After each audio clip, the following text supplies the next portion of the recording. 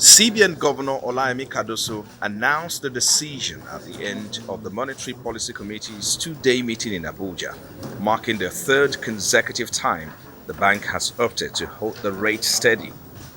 Alongside the monetary policy rate, the committee retained the asymmetric corridor at plus 500 and minus 100 basis points, the cash reserve ratio at 50% for commercial banks and 16% for merchant banks, while the liquidity ratio was held at 30%. Governor Cardoso says the decision reflects the committee's commitment to sustaining the country's disinflationary momentum and containing price measures. The committee decided to maintain the current monetary policy stance and hold all policy parameters constant as follows. 1.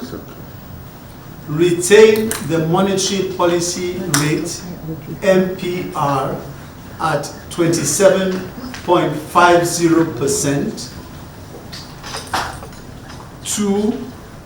Maintain the asymmetric corridor around the MPR at plus 500 to minus 100 basis points.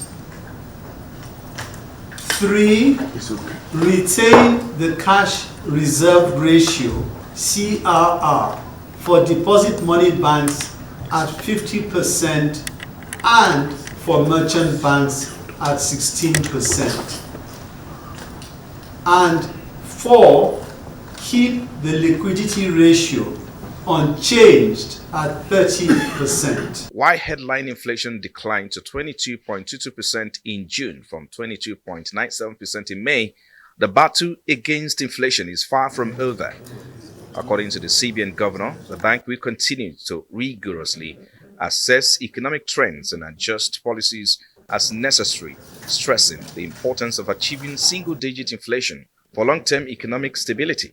The committee remains committed to the bank's price stability mandate and will take appropriate measures to foster stability and confidence in the economy.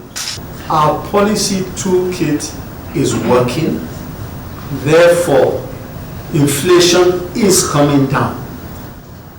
However, we also recognize that our goal is to ensure that we get to single-digit inflation. So much as it is coming down, we're still determined to ensure that we bring it down to single-digit. Recent NBS data shows Nigeria's GDP rose to 372.8 trillion naira in 2024, following the rebasing of economic data to reflect 2019 prices. However, experts warn that the economy remains vulnerable as global supply chain disruptions continue to weigh on import prices. The next MPC meeting is scheduled for September 22 and 23.